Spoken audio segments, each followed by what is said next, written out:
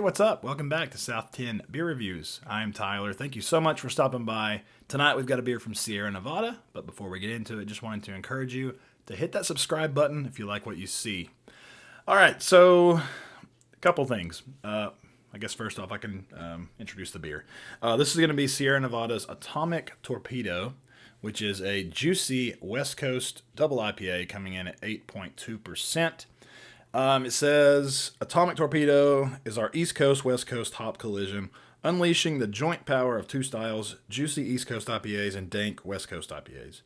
Fused in this double IPA, their hop flavors span lush fruit, sticky pine, and floral tones. It's our classic IPA transformed. Hazy, yet assertive, approachable, yet atomic. So I didn't realize today, I was out, and I just saw the hoppy sampler pack, and I think I'm not sure on this, but that's the only way I've seen this beer is in that variety pack. So I picked it up and failed to realize that this box was released, or the variety pack was put together in November. This beer specifically was canned on October 29th, 2021. So literally 2 days before Halloween, this was canned or bottled. I didn't even start hearing about this beer until, I don't know, the last 3 weeks or so. Maybe it's been promoted, earlier and more in line with when it came out, but I can't remember seeing anything about it. So I picked this up thinking it was going to be fresh. It's like 4 months old. Well, not quite 4 months. Today is February 20th, so it's about 9 days away from being 4 months old. So we're like, 3 months and 3 weeks old. So we'll kind of just roll with it. It's my fault for picking it up. It's not Sierra Nevada's fault. But anyway, excited to get into it. We all know who Sierra Nevada is. They're out of Chico, California, and Mills River, which is very close to Asheville, North Carolina. All right, let's go ahead and get this in the glass. I always enjoy a nice West Coast IPA, especially like the new school West Coast IPAs. They're going a little lighter on the caramel malt, bringing in a little bit more juicy hops, but keeping that dank, West Coast type of characteristic with it. So anyway, let's go ahead, take a look at it. So not completely hazy. I would say more so just very light haze to it. But the color of the beer is just kind of a nice deep gold color.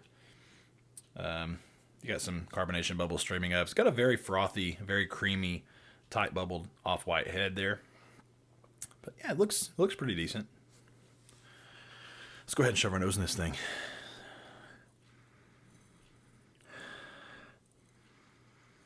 Okay, I mean, slightly muted, but I'm getting some like grapefruit type of vibes right off the bat. Yeah, like ruby red grapefruit, tangerine, like an orange pith, some foam on my nostrils. I'm getting a little bit of pine.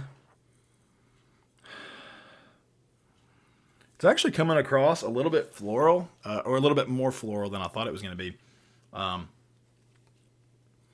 It's got a slight herbaceous note to it, but it's more so, this one, to me, it smells like a classic West Coast IPA. It's got a little bit of pineapple in there too, but it's big on the grapefruit and tangerine / orange with a lot of like zest and pith. And it's got some dank pine to it as well. Getting a little bit of a bready malt. It does smell like it has a little bit of caramel malt, and it might just based on the color, but it doesn't look quite like a classic West Coast that's using, a decent amount of caramel malt, to give off that caramel sweetness and that deep gold, almost reddish color. But yeah, it smells decent. Let's go ahead and give it a try. Cheers.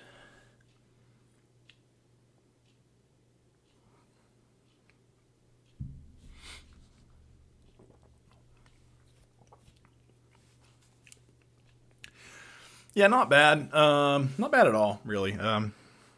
It's definitely decent, if not a little better than decent. But I feel like it's definitely lacking due to some of these flavors, falling off. I would say that.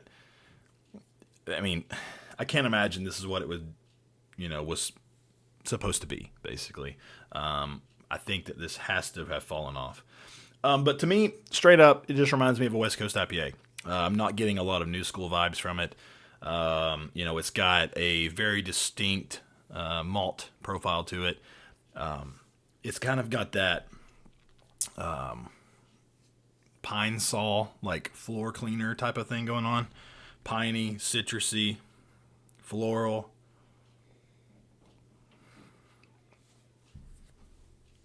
Sweet malt, but pretty dry on the finish. So, to me, that kind of checks the boxes for a West Coast IPA.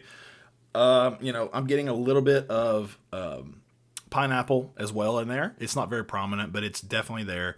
But it's 100% to me dominated by grapefruit and orange citrus pininess. Pininess. That's very close to another word. Anyway, body kind of on the lighter side. Being 8.2%. Did I expect a little more on the body? Maybe.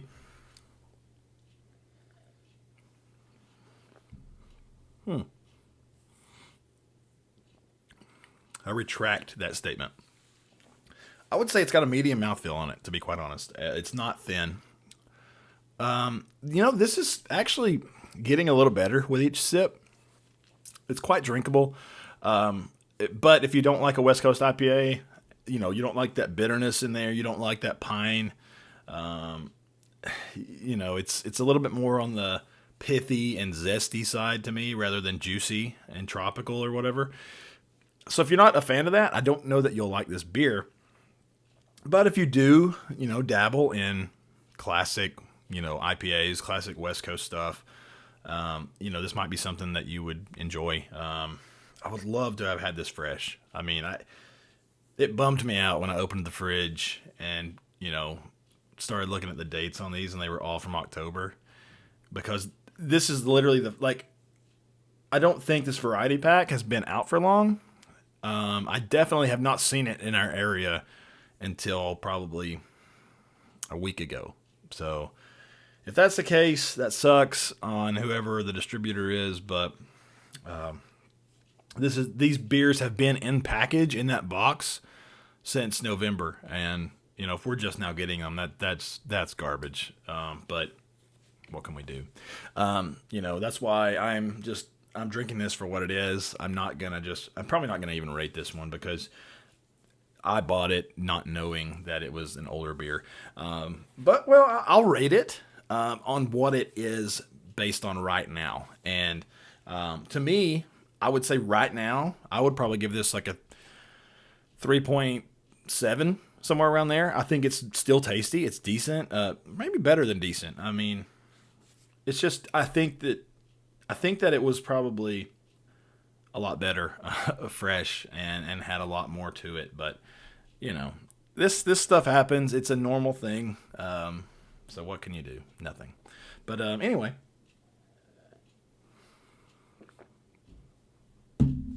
Yeah, I mean, everything about it to me is West Coast. I'm not getting the East Coast, like new school type of twist they wanted to put on this classic beer. But decent stuff. It's got a nice label on it. I really like it. But anyway, so yeah, I'm going to rate it 3.7. I'm just going to leave it there. I think it's decent. So anyway, hopefully you enjoyed the video. If you did, leave a like, comment, hit the subscribe button, do all that good stuff, and let me know if you've had this one. I would love to hear from you. I don't know if it's available outside of that variety pack. I don't know what the price point is. But anyway, if anybody knows, feel free to leave the comment below. And until next time, cheers.